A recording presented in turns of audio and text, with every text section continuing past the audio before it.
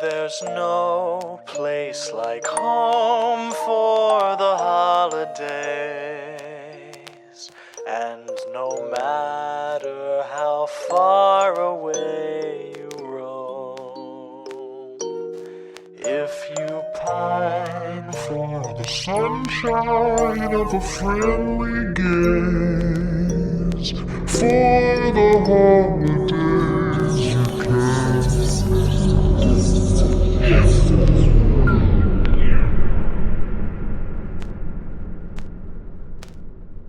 Welcome back to another episode of Horror for the Holidays, a Christmas horror movie podcast. I'm Jay Logsden. And I'm Simon Phillips. Simon Phillips is here. Hooray! That's right, Jay. I'm back to talk about my new film, Silent Bite. Oh, I'm so excited. I have so many things to ask you, Simon. I don't know. I don't even know what I would ask Simon Phillips if he was actually here. What do you mean, Jay? I'm actually here right now. Oi, I am too. There's two Simon Phillipses. Oh, that sounds ridiculous. I'm Simon Phillips. I'm seeing double here for Simon Phillips. Simon Phillips is amazing. He really is. And I mean, is there anything he can't do? release the third Once Upon a Time Christmas movie. It's coming. I have faith. It's coming. Oh my gosh! I'm so excited. We're just gonna dive right into it. We're gonna talk about movie of the year. Maybe greatest movie of the entire, not just greatest horror movie, greatest movie of the entire 2024 catalog. We're gonna talk about a little movie called Silent Bite. Indeed. Let's deck the halls here. Released November 12th, 2024. In the window. Yep. I like it. Directed by Taylor Martin. This is her first time full-length feature film. So first time director, or at least like I said, first time full-length director. Written by Simon Phillips. Oi. Our favorite guy. He plays Father Christmas in this movie. Also, IMDb still lists the final part of Nick Ian Something Conway trilogy as pre-production. But maybe one day we'll get one Christmas night in a toy store. Oh, it's coming, Jay. Don't worry about that. We also have the return of Sela Digode back, but this time not as a Harley Quinn Mrs. Claus mashup, but as Mother. Let's just say she could bite me. Tell your children not to walk my way. Also, I am a vampire. What to mean, what to say. Mother. Luke Auledo plays Blake/Prancer. Nick Biskupic plays Grinch. Dan Molson plays Rudolph. Michael Swatton as Snowman, but also plays Sheriff Thompson in The Nights Before Christmas. Yes. Another connection to our favorite trilogy. Mm-hmm. Chad Ridgely plays the voice of the DJ guy at the beginning and maybe random parts throughout the movie. And we will also see him again as Jack in Massacre on Aisle 12. Can we just shout out Dan Molson? What a great performance. No, he did awesome. He's fantastic. Tagline, "'Twas the heist before Christmas." Excellent. $250,000 Canadian.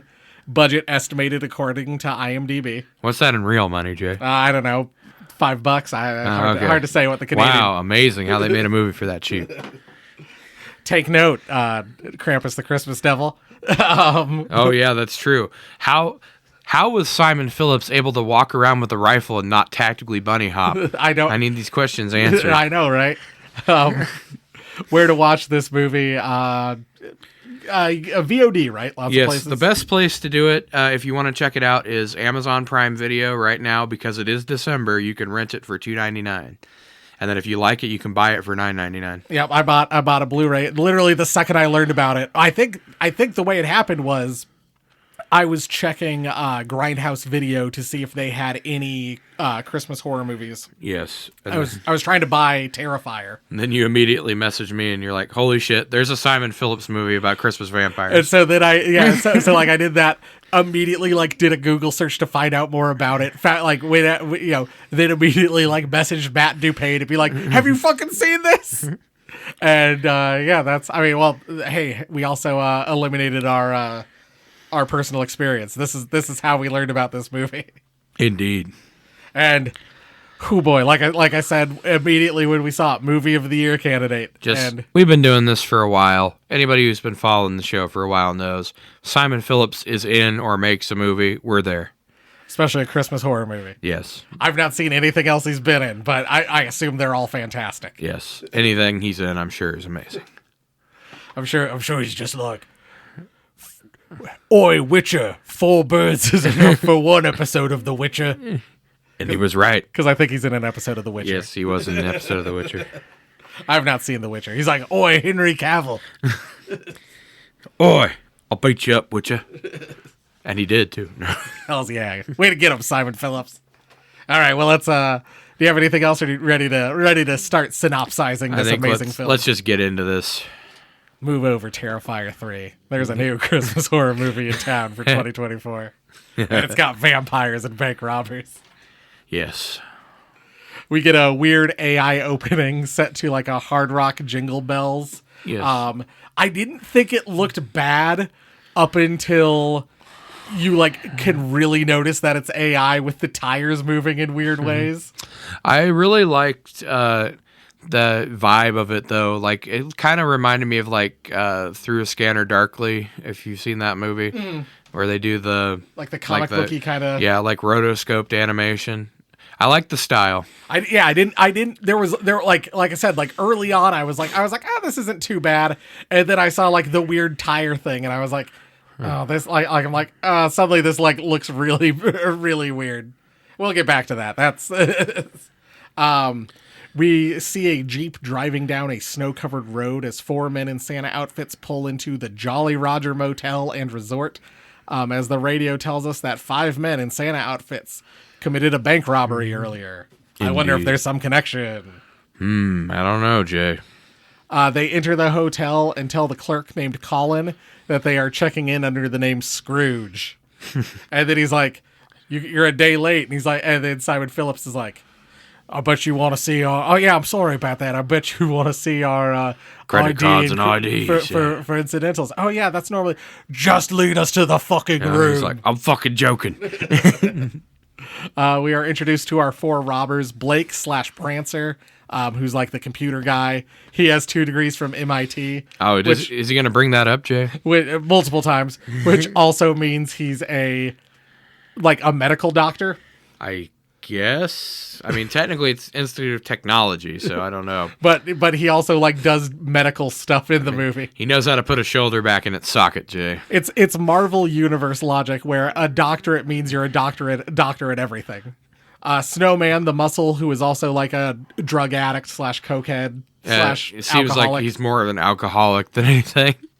And he also, at one point, Grinch is like, "What is he going to be, Snowman?" And then immediately snorts like a big line of coke. Yes.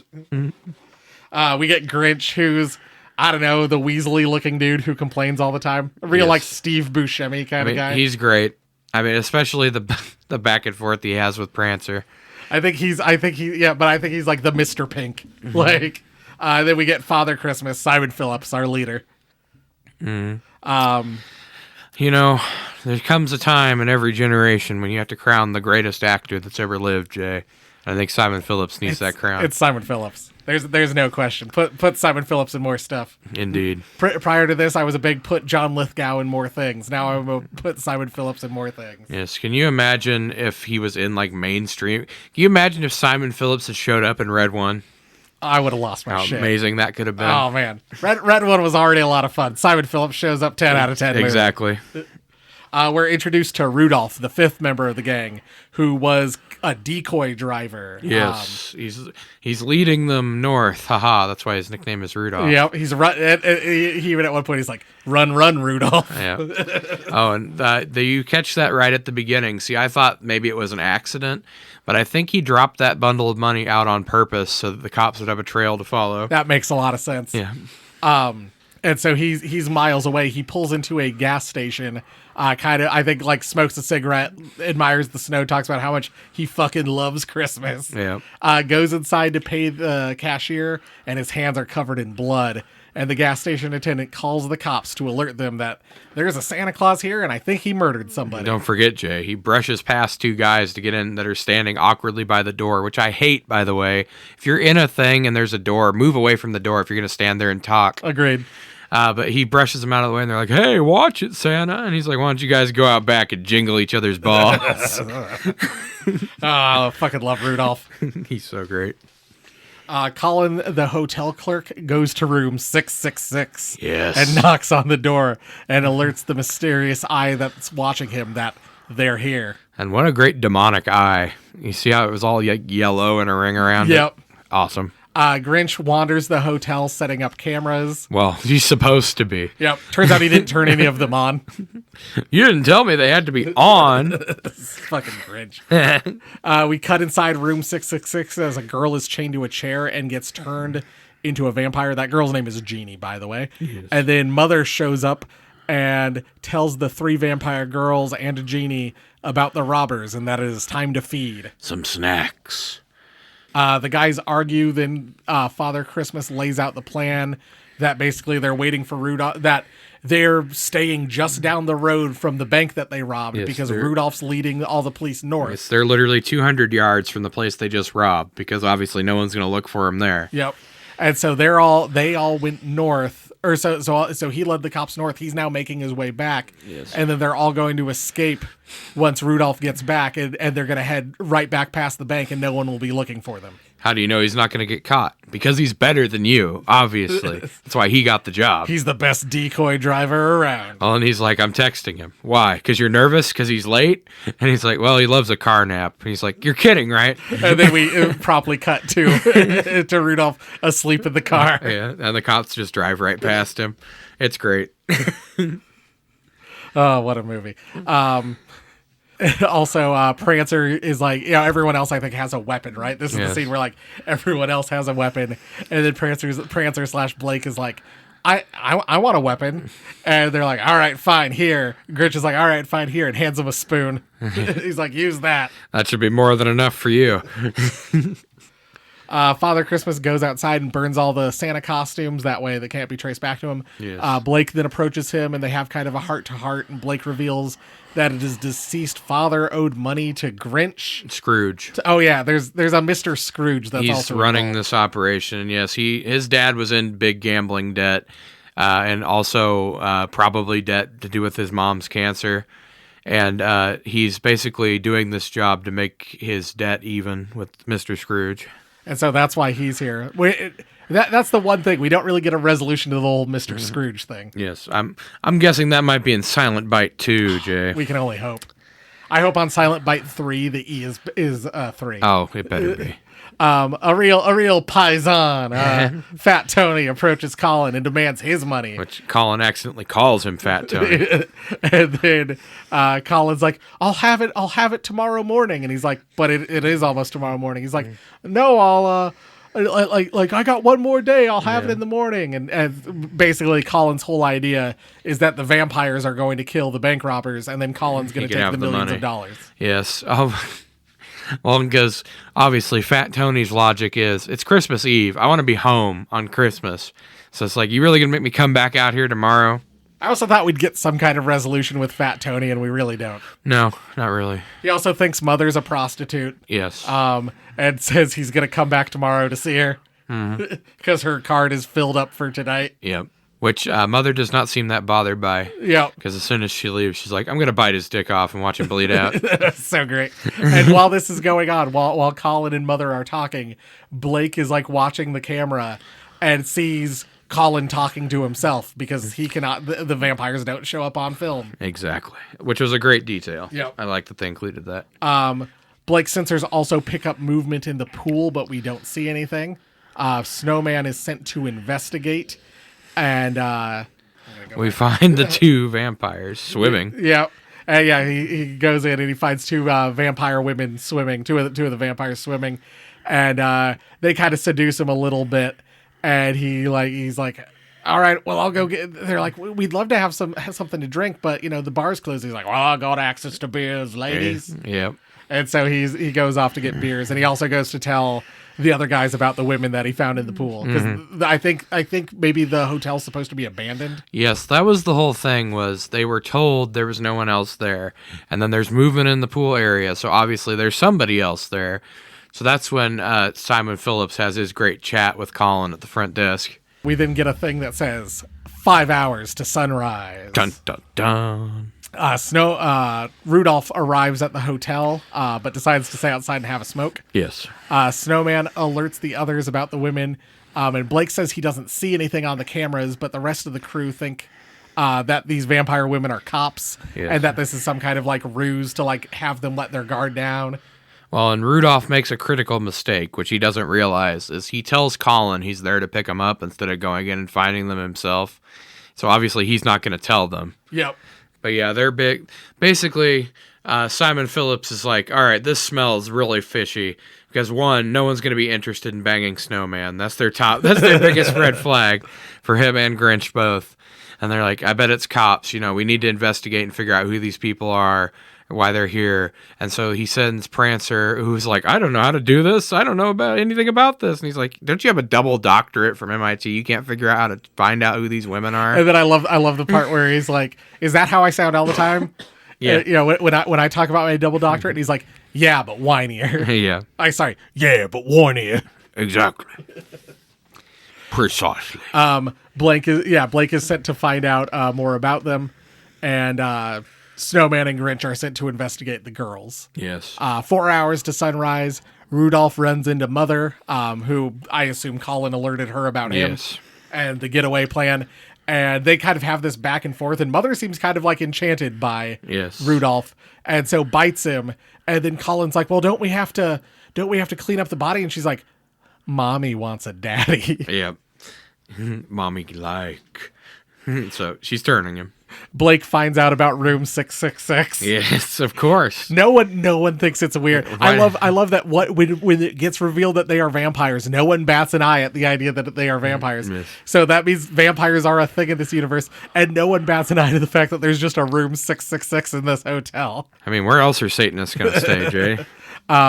He gets the key because he goes to the front desk and kind of checks it out, and inside the room he finds Jeannie, but gets attacked by one of the other vampire girls, and like the vampire girl's about to attack him, or like is about to kill him, and he reaches into his pocket and pulls out the spoon, the only weapon he has, and stabs her through the heart with it, staking her and turning her into ash. Because the spoon is silver. Made out of silver.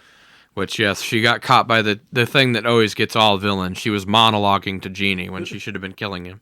And then later on, Grinch will be mad because he's like, I wanted that spoon back. And he's like, it was used as a murder weapon. It's a family heirloom. I wanted that back. And of course, Simon Phillips says, this is really the most important fucking thing to be talking about right now. Father Christmas goes outside, tries to call Rudolph this time, and the phone starts ringing near him. Mm-hmm. So he pulls up his gun and he starts investigating, only to find Rudolph, what he thinks is dead body, laying in the snow, and he grabs the keys and runs back into the hotel. But in a crazy twist, Jay, he's able to look around with his rifle without hopping through the snow. Wild. Crazy. I was led to believe that's the only way you can tactically move through snow. Yes, we're tactically moving. 3 hours to sunrise. Dun, dun, dun. Also, in between, did I mention that? I know I said the 5 hours to sunrise. Did I miss the 4 hours to sunrise? Yes, you did. Well, who gives a fuck? But as I say, we were also... Did we talk enough about the pool? We're going to be there now. Snowman gets to the pool with the vampires, and he starts to strip. The Grinch is pretending he's on a business call while they're trying to determine who these women are. Yep. And I think at one point, like, this is when Father Christmas is like, you know, they're not cops, like, they're fine. So Grinch is like, all right, have at him, I guess. Yep. So Snowman strips down to, like, his undies. Their funny conversation on the way in the door to the pool. Or he's like, did you tell him you were rich? He's like, no. He's like, all right, well, that was the only thing I could think of. And then he's kind of like, you're right. And he's kind of depressed, but then the women are still interested in him. And so he's like, whatever, just go with it. So anyway, Snowman's dancing around in the pool in his banana hammock. Yes. And he's like, kind of like, oh, I'm going to go underwater. Yeah. And he like dips his head underwater, and then he comes up and the women are gone. Oh, and you're fucking with me. And he can just hear him like laughing and taunting him. And he's kind of freaking out about it. Yeah. Grinch then gets a phone call from Father Christmas who's like, Rudolph's dead. We need to get out of there. And he goes to get Snowman, only to find him floating dead in the pool. Dun, dun, dun. Blake, Genie, Father Christmas, and Grinch reconvene at the bar, and Genie reveals that they are vampires. And they try, if they try to leave, or as they try to leave, they run into two of the vampire women who kind of attack them, like popping Grinch's arm out of its socket. Yes. And they run back to the bar, barricading themselves in time. And Gina reveals that she's been turned, but she wants to help. Yes. And Grinch knocks her unconscious with the butt of his rifle. 2 hours to sunrise. Dun, dun, dun. Mother and Colin discuss the situation, and that she thinks Genie is on her side because she's gonna be a hungry dog, and how loyal can a hungry dog be? Yep. The boys have restrained Genie with Christmas lights, always a great effect. And they try to find a solution, and Blake realizes that they can use stun grenades as simulated sunlight, a la Superman Red Sun. Yes. And Grinch uses one on her, and it burns her hands but doesn't kill her because she's not been fully turned yet. Yes. Because stun grenades use magnesium to create that light, which does create UV radiation. The two vampires burst in, and they bite both Father Christmas and Grinch, but they get Grinch a lot better. Yeah. And he's able to pull the pin on one of the stun grenades, killing the one that's on him and injuring the one that's on Father Christmas. He does actually do something fairly noble here for Grinch. When he's about to pull the pin on the grenade, he tells Blake to cover up Genie. Yep. Before he pulls the pin. Yep. And so she gets protected from it, so she doesn't get badly burned or scarred or whatever. Mm-hmm. And the other vampire woman flees, but she's badly burned. 1 hour to sunrise. Dun, dun, dun. Father Christmas, they try to escape through a hallway, and Father Christmas tells Blake that he's about to bleed out and that he needs to escape without him. Yeah. So Blake and Genie try to start to run off. The burnt vampire then shows up, and Father Christmas distracts her long enough to light his own. Basically, he's like, "You're right. You're stronger than me. You're faster than me, but you're dumb as a box of rocks." Yeah. And then pulls the pin to the grenade. She's like, "What do you mean?" And then you hear the beeping of the stun grenade, and then it flashes, killing her. And we assume Father Christmas bleeds out, although we don't see it, so he could be back for Silent Bite 2. That's true.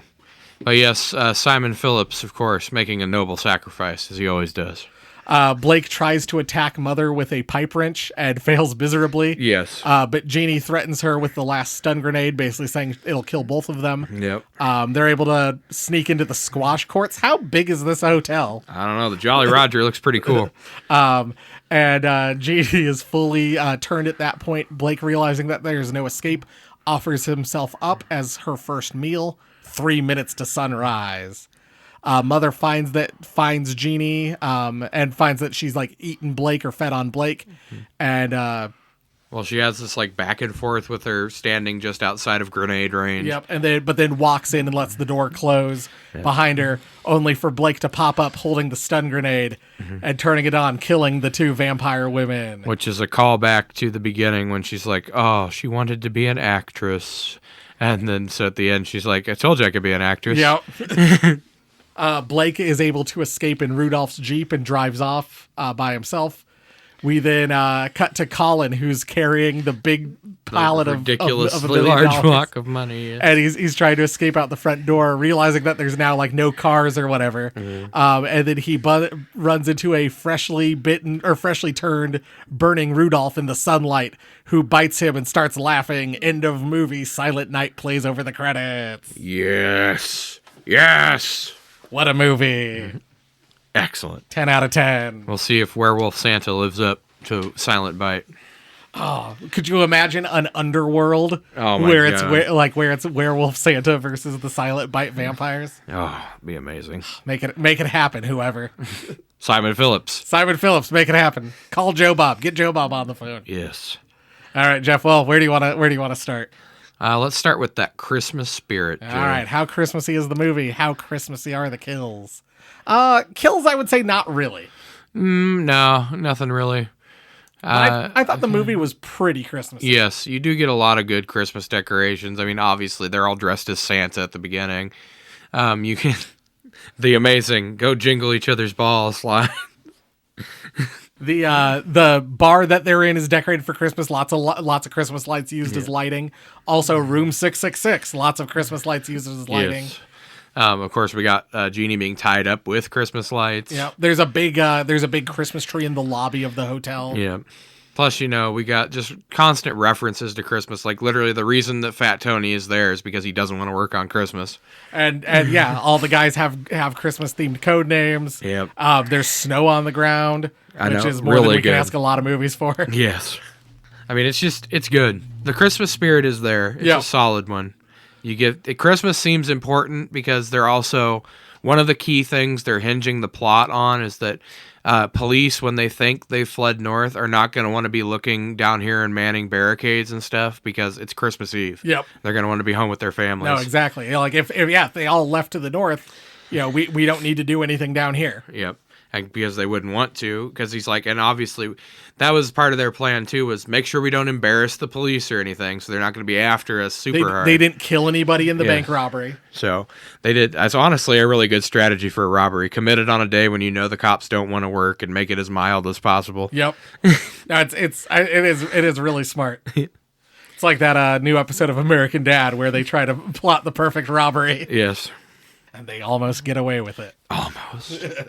The Three Musketeers. All right. Do you want to do Christmas wrapping, set design, costumes, etc.? Yes. I loved that all the Santa outfits were different. Yes. That's a thing you and I have talked about. It's a huge plus. Silent Night, Deadly Night. All of the Santa outfits are exactly the same. You expect me to believe that for over a decade in Utah, they only sold one Santa outfit for about 13 years? I don't believe it. And everybody bought that exact same one too. Yeah. So they all have the bells on the all these are different Santa outfits. They're all some of them look kind of piecemealed together. Blake is literally dressed as an elf. Like I love that they all look different. I think that's a really nice touch. And I mean, obviously you got even when they pay off the manager Colin, and he's with them now, watching out for him, even though he's working both sides the entire time. He puts on a Santa hat. I caught that too. That's shows great. Solidarity with the crew. And I just love that, like, Rudolph has like a really high quality looking Santa outfit, and then like Father Christmas's outfit is pretty like $5 like Santa outfit kind of deal. Yeah, Like I love that. I love too that Rudolph he takes it seriously. He's because like at the gas station after the jingle each other's balls thing, the clerk is trying to flirt with him, and he's just having none of it. She's like, "Oh, you got a nice costume there," and he's like, "It's more of a uniform, really." It's so good. I loved the location. Like I loved that the location, the set was the hotel. Yes. Like it really did feel like they were in a hotel. I'm still kind of wondering how fucking big is this goddamn hotel? When you see that outside shot, it is pretty good size. No, it's huge, and it's just got a wild thing. But then also, how did you convince it to be empty? Yes, that was it's like, so what is it really called, the Jolly Roger, or did they make that sign up? We need to find out wherever this was filmed. We need to go to the Jolly Roger. Exactly. Horror for the Holidays, live on location, the Jolly Roger Hotel. Maybe we get Simon Phillips to come join us. Loved what they did with the effects, especially with the budget they had. Yes. I'd say great effects for because honestly, with a budget that low, you would expect basically none, like no effects. I mean, honestly, I think that's probably one of the better things they ended up doing. I think you get some. The practical effects, I think, were on the burns. Yeah. And those looked all right. Like those didn't look too bad. But other than I think there was the blood in the swimming pool, I thought looked kind of cheesy. Yeah.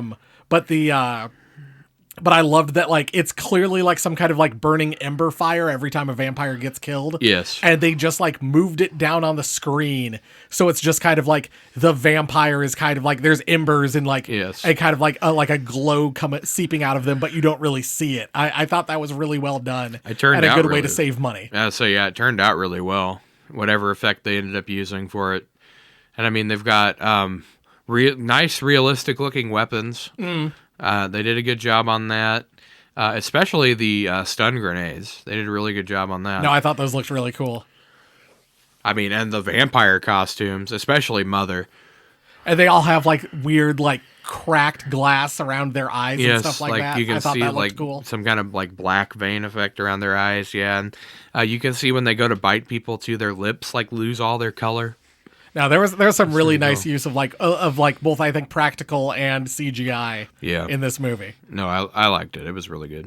Do you want to do quotes or do you want to do Broken Bulb, Brilliant Bulb? Let's do the quotes. All right, everyone's favorite part. I mean, we already know what we're doing here. Good point. Whoa, watch out, Santa. Why don't you two go out back and jingle each other's balls? Police car right after Father Christmas is like, well, he does fancy a car nap. Police car drives by, waking up Rudolph from his car nap. Guess it's time to run, Rudolph. Yep. Oh, why do they call him the Snowman, Jay? Probably cut to him snorting a line of coke. There we go. Grinch. I want to take a shower and a shit and jerk off and relax, and I can't do that with Blake staring at me like a lost puppy. Exactly. And that's where and then Blake's like, I thought we were supposed to be using code names. Shut up, Blake. I want that spoon back. It's a family heirloom. he literally just found it. Oh, right off the bat, Simon Phillips. I assume you need our IDs and credit card for incidentals. Calling at the desk. Yes, normally like to. I'm fucking joking. Where's the room? Yeah. Another Simon Phillips exchange. He's at the end of it. He's being super serious. It's like, if you fucking lie to me again, I'll kill you. Anyway, good chat. See you later. Keep on the lookout for us. We're counting on you. Oh, what a movie. That's the thing. You can really tell, like, because Simon Phillips is credited as writing the movie. Mm-hmm. You can tell a lot of the stuff we love from Simon Phillips in Once Upon a Time at Christmas and The Nights Before Christmas seeped into this movie. He's very Nick Conway-like. Yep. There's a lot of Nick Ian something Conway in this Simon Phillips performance. Indeed. It's almost like they're the same person. Honestly, though, I thought he did have a really good moving... I didn't write it all down, but he did have a pretty good speech to Blake about how... Basically, he has nothing left to live for, and so when he dies on one of these jobs, it's not going to be any tragedy, but, you have the chance to have a real life. I really liked his character. I thought we didn't get a lot of him. I thought we got a little bit more backstory for the other guys. Yeah. We learned that Grinch has a wife who likes the Twilight books. Because we never even learn his name. He's just Father Christmas. Yep. And so, but I really like that he's just kind of this mysterious leader, and then it's just kind of left up to interpretation. Like, that's another one of my favorite lines of his. I'm projecting an aura of calm. Must be my amazing leadership skills coming to the fore. I'm great. Oh, there goes the black cat mask. Man, I need to clean up this office. All right. But yeah, lots of great quotes, lots of memorable lines, especially, pretty much anytime Simon Phillips talks, you need to listen. Yep. When Simon Phillips talks, you listen. That should be like the motto of this podcast. Yes. All right, let's move on to Broken Bulb, Brilliant Bulb. One thing you want to fix, one thing you want to praise. Jeff? All right, well, I'll start with the Broken Bulb, as I usually do. Broken Bulb for this, not a big enough budget. I wish they had been able to get more money, and it's crazy to me that at this point people aren't giving Simon Phillips more money. I think if he had just a little bit more money, they could have done like a little bit longer of a movie and fleshed out these guys' backstories a little bit more. I would have liked to see Snowman actually die. Yes, because it's like we had to do a lot of off-screen kills, and we had to do a lot of it seemed like we were trying to rush things along, which I appreciate that the movie didn't drag on unnecessarily. But I think this is one of the rare examples of a movie we watch on this podcast where if it had been 15 minutes longer, I think it would have been good. It certainly wouldn't have detracted from it in any way. Because this movie does a really good job, even in the short runtime, of making you actually care about these characters. So I think a little bit extra would have gone a long way. And Brilliant Bulb, thing you want to praise? Well, on the flip side of that, what they were able to accomplish with such a small budget. And, of course, Simon Phillips is acting and writing. And I'm assuming he probably helped a lot behind the scenes that he's just not credited for because he's got a lot of experience movie making. Obviously, you're talking to Simon Phillips, Jay. He's been on The Witcher. Yep. He's been in Once Upon a Time at Christmas twice. He's making a list. He's checking it twice. He's checking it twice. He's great.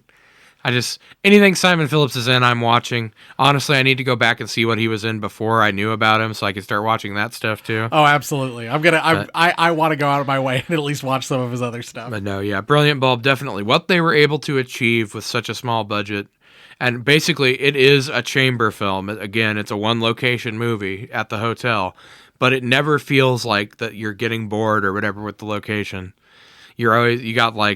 Because the way they do it, they never linger on one area for too long, and there's so many different things in the hotel you could flip back and forth between. It never gets boring. And I think that's really hard to juggle that. I think the only other movie we've seen that does it as well as this was probably The Leech, being stuck in the house for the majority of the movie. But this is Simon Phillips, you did it again. For me, my Broken Bulb, I'm kind of torn. There's two things I kind of want to nitpick. For the thing I would fix. One thing is not so much the filmmaker's control or the people involved with the film, more the distribution partner. There's a weird thing on my DVD, and I'm assuming it's on other people's DVDs. The first sound or the first like English thing is surround sound, not stereo. And so the sound gets really like mixed up and like it's really hard to hear people. So you have to flip it to English 2, where it's then becomes stereo, and I think stuff becomes a lot clearer.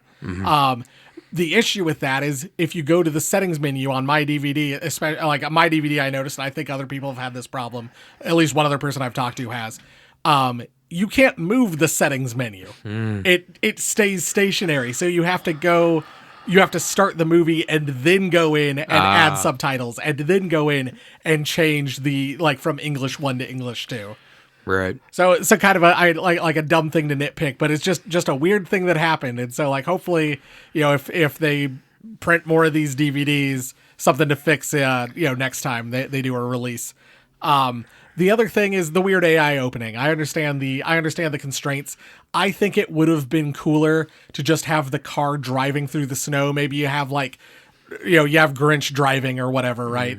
Because there's two Jeeps, there's two vehicles. Yeah. So you have maybe Grinch driving. You have Snowman, drinking a beer out the in the passenger seat. You have Father Christmas in the back. You have Blake, and you have them kind of you're introducing their kind of characters. You're introducing kind of who they are. You could kind of see who they are. Even kind of have these scenes be silent, like they're not saying anything, but just kind of you've got Blake on the computer or something, so you kind of know, oh, this is our tech guy. You've got Snowman doing some kind of drug. Or drinking a beer, so you kind of know, oh, this guy's our muscle, but he's also, he might be a liability. And you have this going on, and then you just have the radio playing about you do more with the DJ talking about this robbery. I think that would have been a cooler thing to do. I think that's just strictly down to budget. I just don't think they had the money to do more car shots. Oh, I'm sure that, but that's just one small thing where I'm like, I would have preferred that, but otherwise, I think it's great. No, I agree with you. I love the rotoscopy kind of look of all those scenes. I like it. But yeah, I think a lot of the shortcomings of this movie just came down to budget. And then Brilliant Bulb. I love the relationship between the four robbers. Especially because we know Simon Phillips has worked with a couple of these guys before. You can really kind of feel that relationship between the guys, and they pick up on lines at the right time. They know when to interact with each other. They kind of know, and you can kind of feel that, you can feel that familiarity between the actors. And I think that really comes through in the movie. Yes, it does. It creates a nice effect, so you could feel like this is not these guys' first job, and that Blake is the odd man out. It helps a lot. And so that I think that really works. The only shortcoming in that, in saying that, is we don't get a one-on-one scene between Simon Phillips and Céline Degaude. Yes. Would have loved them to interact at one point, just because it's it's Once Upon a Time at Christmas. Again. But yeah, I think there's so many things to praise this movie for, but that was kind of my biggest thing. Yeah, no, I agree. Well, Jeff, everybody knows, but it's time for our final rating. Every episode of Horror for the Holidays, we rate the Christmas horror movie we watched on one of three categories. Is it ho-ho hilarious? Is it seasonally scary? Or is it you'll be sorry? Jeff? I was torn on this, because I was too. despite being a fairly serious movie, it also has some great humor in it. But honestly, I came down on just because it was such a well-executed movie for such a low budget, and Simon Phillips obviously is an amazing actor as well as an amazing writer. I'm going to give it Seasonally Scary. I think there's enough, especially if because like my mother-in-law is very vampire phobic. She won't even watch anything if she thinks there might be a vampire in it. I can see this being pretty scary for people who have that vampire phobia. I can see that. Because especially the way that they treat the vampires in this, where they're just like casually murdering people around the hotel, treating it like a game. And especially Mother does a great job of being like that creepy presence. And whenever she enters a room, especially in her conversations with Colin, you could tell that he's like very on edge, especially when he tries to tell her what to do and she smashes that bottle in her hand and gets super serious all of a sudden. She did a great job there. And that's why that kind of pushed me over into Seasonally Scary territory. And especially the way that they treat the vampires like they're serious too. Like, especially at the end when Father Christmas and Grinch are fighting them, they don't treat it like it's a joke. It's like a serious fight. Yeah, I liked it. No, I agree with you there. I went with Ho Ho Ho Hilarious. Not as funny as the other Simon Phillips movies that we've watched. But I think those are more unintentionally funny, we believe. Like, yeah. I think those ones are trying too hard to be serious, while this one, like, finds kind of the right mix between the two. Yes. This one's just funny at all the right parts. I think this is a great debut for our first-time director, Taylor Martin, I believe. Yes. I think this is a great kind of first-time appearance. It's a great Simon Phillips script. I think it's a great idea. Like, this is everything I expected from a vampire Christmas bank heist movie. Yes. As weird as that combination sounds, it works pretty well. And I mean, we'll at least get one other appearance from in a vampire Christmas movie. Well, I think two. There's also supposed to be like a vampire Dracula or like a Dracula Santa or something coming out at some point. Santula, of course. but that's down the road. There's also Red Snow, which is a vampire Christmas movie. But I right now I think this one's right up there with Two Front Teeth for a really fun vampire Christmas horror movie. Yes. It's like you said, perfect balance of being funny when it needs to be, but serious when it needs to be. And yeah, just like all around, I think the thing that kind of bugs me the most, and it's not anything to do with this movie. This is a first time director, and we know what people on the internet are like. We read these reviews all the fucking time. We've literally made it part of our show, reading bad reviews. Or reading reviews that are contradictory to what we've said, and this just feels like people like I don't want Taylor Martin to get discouraged because like you made a good movie. Yes. People on the internet are just assholes. Like ignore the haters. This is a fun movie. Especially ignore the things I'm about to read from IMDb. I was gonna say the same thing. Let's move into it. Let's do clothes for Christmas. Jay, have you ever considered we might just be full of shit and really stupid? I think that every day. I've listened to episodes of our podcast. You want me to go first? Yes. All right. 1 out of 10. Turkey Horror Borefest. Okay, if someone had only $1,000 to make an Xmas movie with vampires in it, then this movie would be it. The so-called gang are supposed to be in a hideout where they are waiting on their ticket to get out of the motel bar. The characters of the gang are dull, and you don't care if they all die because they are so unlikable. Disagree, I think they're all great. Yes. So the gang are facing vampires who can't act for toffee.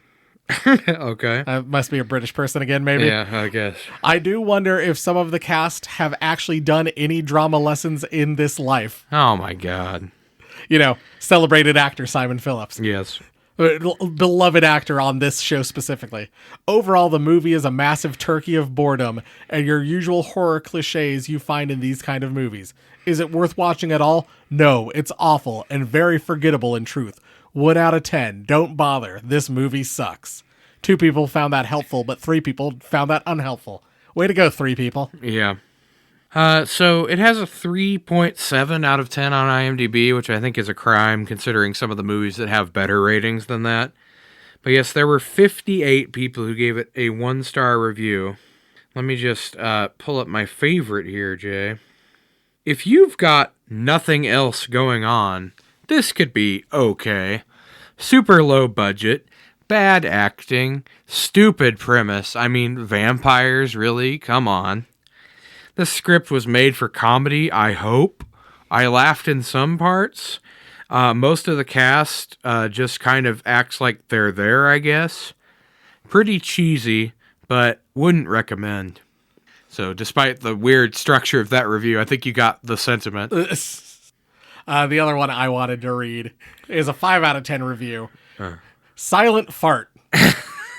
Oh, okay. I think they thought they did something there. They did something there, Jay. The idea of this movie is very interesting. That's what got me watching it in the first place. But I regretted doing so because the quality is so pitiful. The acting from most actors are second rate at best. Disagree. I think they all do a very competent job. Yeah. Do even a great job at points. The logic of its plot only works for kids who are still in kindergarten. I mean, using a spoon to kill a vampire? Really? What do you think their skin is made of? Tofu? Once again, it was a silver spoon. That was literally the thing. That was the point. LMFAO. They didn't stay consistent with the vampire lore they're using. At the end of the movie, there's a vampire walking in the sunrise, but not getting incinerated to dust. How the heck did that happen? Because the screenwriter said so? Major facepalm.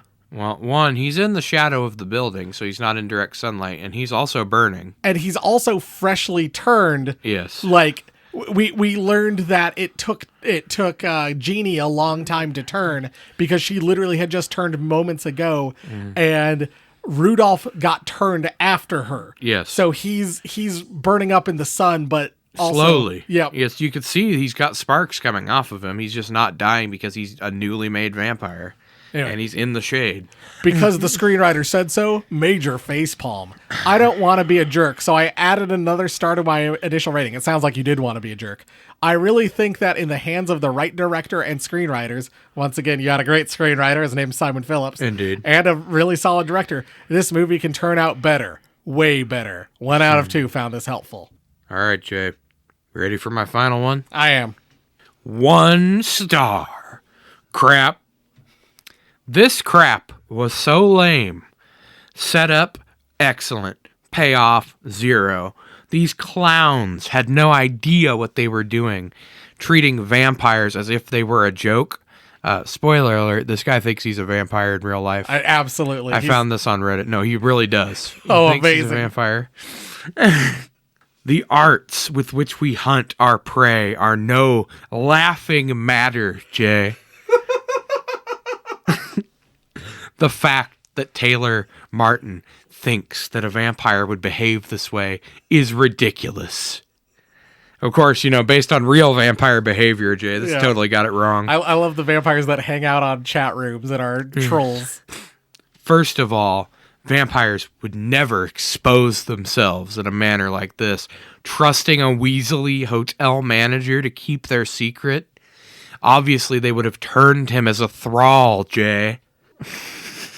This person, and I will say there is one good vampire who is an internet troll. His name's Colin Robinson. But anyway. I would give this movie 0 stars if I could. Oh boy, that's original. Never heard that before. I love when they say that. I actually thought that Simon Phillips might know something about this, considering he has been in a few horror movies himself. And they're all great. Obviously, he has no idea about vampire culture, Jay. There's a Sirius XM when they do Scream Radio. There's like one of the things that they play is this like vampire lovers, like vampire like meetup kind of like little radio play, and this person feels like they exist in that universe. Like the idea that a silver spoon would turn one of our kind to dust is ridiculous. The allergy to silver acts slowly, Jay.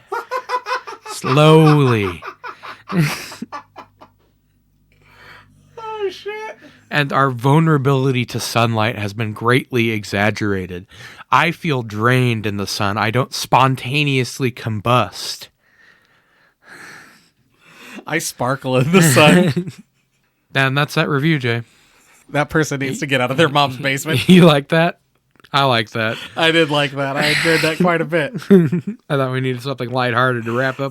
That If it wasn't so serious, it would be funny. I want to have that vampire on the podcast. Vampire, if you're listening, come on the podcast. Yes. We'll make sure we don't have any garlic or silver on us. Yep. Well, and hey, we'll make sure it's not so draining for you. We'll do it at night. Yes. After sunset, of course. Oh my god. All right, Jay. I think after that, it's time to wrap this up. Yeah, let's take our vampires, put them on our naughty list. How do you think these vampires rank against our one other vampire so far, Nosferatu? It's hard to say. Honestly, I feel like Nosferatu would probably kick their ass. Yeah, I do too. We know Nosferatu knows martial arts. Yes.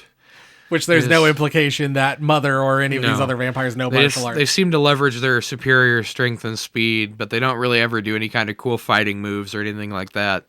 So I'm pretty sure, but I don't know. It would be like, what, 1v5 if you count Genie turning? Well, but we're also Nosferatu also had all those vampire elves. Oh, yeah, that's true. No, Nosferatu takes it. I think they got to be below All Nosferatu. right, so just below Nosferatu. Yes. All right, sounds like a good place to me. And we'll see where our next vampires rate when we do Red Snow. Yes. / what Vampire Dracula or whatever the Santa Dracula or whatever Santula, whatever the fuck it's called, that's coming out maybe next year.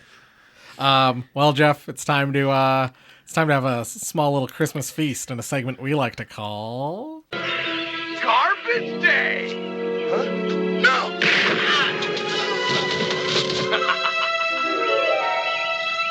all this talk about drinking blood and being vampires made me hungry, so we're gonna it's time for us to eat. Jay must feed. Oh, boy. I don't think we did these last year. Dot's Lump of Coal. Nope, I don't think we did. Also got some Sour Punch Arctic straws, so we'll need to grab a berry melon, a lime cucumber, a watermelon honeydew, and a grape pineapple. Ah, okay. Let me open my coal, Jay. And if you thought we were done, we're not. Got some Nerds gummy clusters, Christmas version. Ah, awesome. Still not done. We got some M&M toasty holiday peanut. My wife was literally just talking about that when we were at the store earlier. She's like, I don't know if that would be any good. We've got Jelly Belly candy cane flavor. Ooh. To wash it all down with, we got a Starry Cranberry Blizz, the return of the Sierra Mist cranberry that people love so much. The Return of the Blizz. That sounds like a American Dad thing. Return of the Blizz. right. Does the Blizz have anything to do with that Rizzler kid on Costco, guys, or whatever? I'm pretty sure it does. And last but not least, I got one of each thing. we got Millstream Brewing Company Holiday Cranberry Cream Soda. What? So we can have our little holiday feast. Ah, yes. There's more holiday feasting to come. If anybody listens to this podcast and doesn't expect feasting at this point, I don't know where they've been. And if they didn't want us to eat and review shit on the podcast, they would write Leave emails. reviews and send us emails telling us to stop, but nobody does. So Yep. we're just gonna keep right on doing it. I'm gonna take a quick swig of this cranberry cream soda. All right, That's delicious. That's not bad at all. let's try this out. That's really good. Yeah, that's fantastic. Excellent. I believe brewed right over in the Amana colonies. Ah, exotic. All right. Well, where do you All want right. to start? Do these Jelly Bellies? All right. I assume they will taste like candy cane. They better. They fucking better, Jay. I'm tired of things advertised as candy cane that aren't. Like those damn sodas we had last time. It's like, this is supposed to be candy cane? Oh my god. I can't even get in this thing. It's not a good start. There you go. There was a corner you were supposed to tear. J-Logs just made me look like a fool yet again. Tastes like a candy cane. All right, here we go. They actually did it. Yes. Oh my god. Amazing. It is possible. It's not that hard. It's actually pretty good. I'm going to hang these on my tree instead of regular candy canes. I'm sure that'll work fine. And the good news is, because they are only candy cane flavored, we can't shove a bunch of different flavors in our mouth and be like, how will that taste? Oh boy. Jeff, those were all good on their own, but what if we put all 5 of them in our mouth? I'm sure it'll work out great, Jay. All right, so I think it's a dark blue and a light blue. Is that the? I think that's the thing. I think. I don't know. I got a green. I got a purple. Let's see. I can't even. No, yeah. There's a dark blue and a light blue. I see 'em. I see one of them side by side with the other. I think. All right. According to this, dark blue is berry lemonade, green is lime cucumber, light blue is watermelon honeydew, and purple is grape pineapple. One with lime cucumber first. Not a fan. It's okay. I remember loving Sour Punch straws as a kid. Mm-hmm. They aren't good anymore. They're really not. All right, I'm going for the light blue. Maybe I have 2 light blues. Hold on. I don't think there is a third blue. I looked in there. I couldn't find it. God damn it, we didn't even get all our blues. How else are we supposed to blue ourselves? Blowing ourselves all over the place. Oh, whatever. Fuck it. I don't care. These probably are gonna go in the trash anyway. Yeah, that blue one, it's not doing much for me either, Jay. And honestly, I think that purple one's the best one. It sounds the best out of the ones. All right, what next? Let's do, why not? You got those dots open. I'll open my dots. Let's do it. We'll try some lump of coals. Here we go, going in. Blackberry and black cherry are the 2 flavors. I know this is going to shock you, Jay. Tastes like dots. What? You mean it's just the waxy flavor dots? Yep. The classic waxy flavor? One that everyone loves. Dots, one of the worst Halloween candies? Yet somehow my sister-in-law's favorite candy. Weird. Sad. Who wakes up in the morning and decides dots are their favorite candy? I don't know. Weird. I mean, they're not terrible. No, I mean, they're dots. They're neither dots. good nor bad. They're just kind of there. Yep. All right.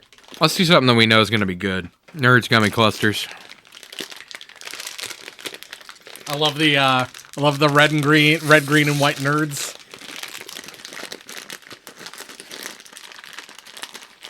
$5, they're probably just going to taste like Nerds Gummy Clusters, but Here we go. But they're going to be great. Getting a little something. I think there's a little more flavor on these. A little different. But I mean, still Nerds Gummy Clusters. Still Yep. good. Like that. All right, let's finish off with these toasty holiday peanut M&Ms. Let's toast our nuts, Jay. Let's go jingle each other's nuts. Wait, Let's go jingle each other's balls. let's go toast each other's balls.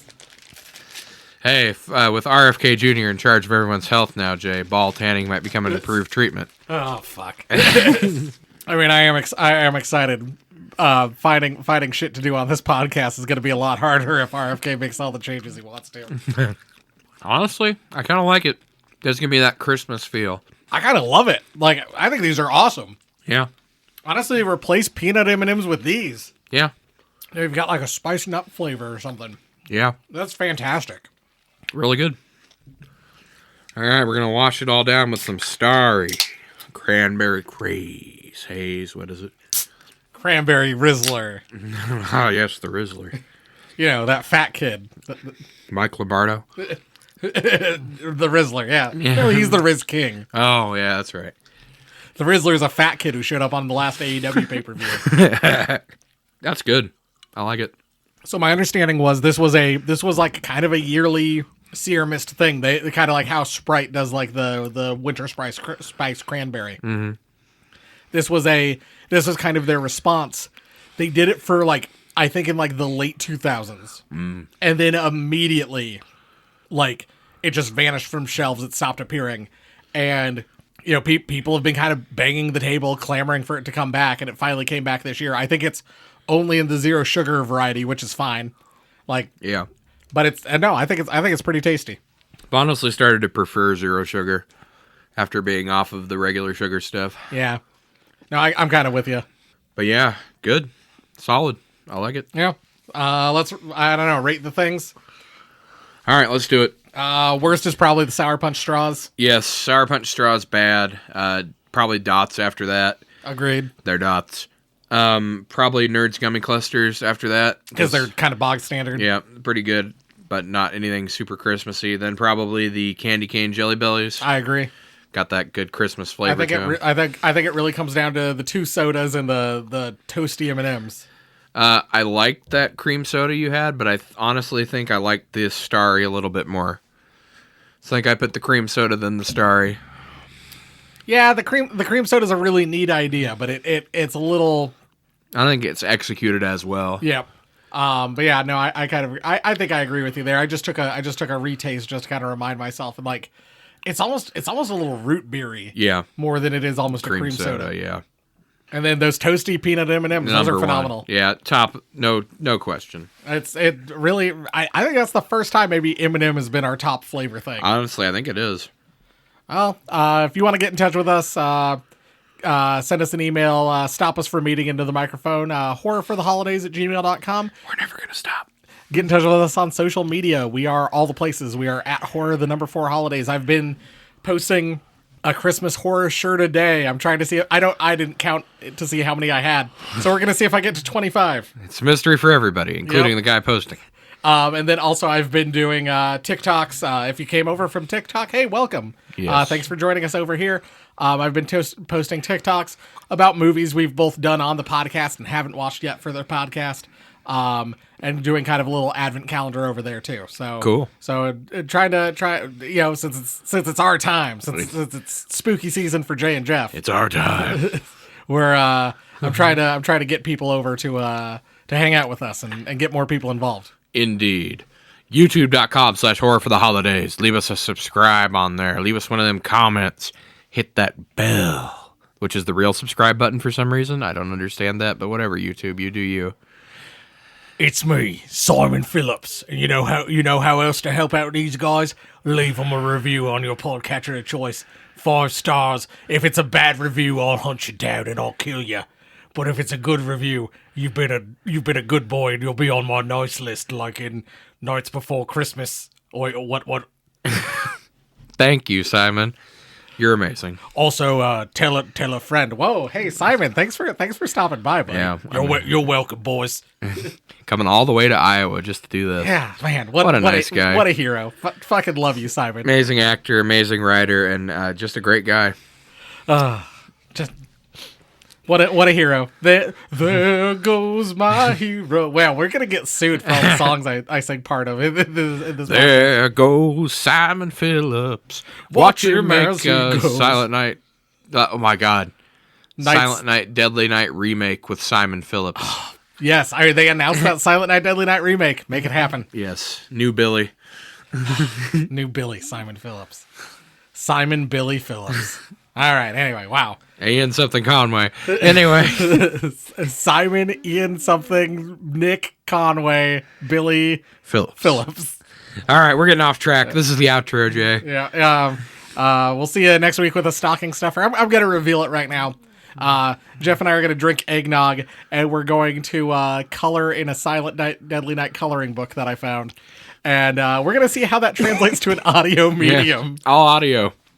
We'll probably also eat shit. I've got a little surprise for Jay coming too. He is not aware of yet. All right, it's gonna be a fun one. So join us next week for a stocking stuffer, and then 2 weeks, our episode before Christmas. I think we're gonna do the 2019 Black Christmas, but maybe we'll do something else instead because I'm not looking forward to that movie. We'll see. There's things I remember liking about it, but overall, I remember not being a huge fan. So. We'll see what happens. Indeed, we will. Anyway, we'll see you again next week. Thanks for listening. Have a good one, mates. Oh, thanks for coming back, Simon. He never left, Jay. Oh, what a star. All right. Bye.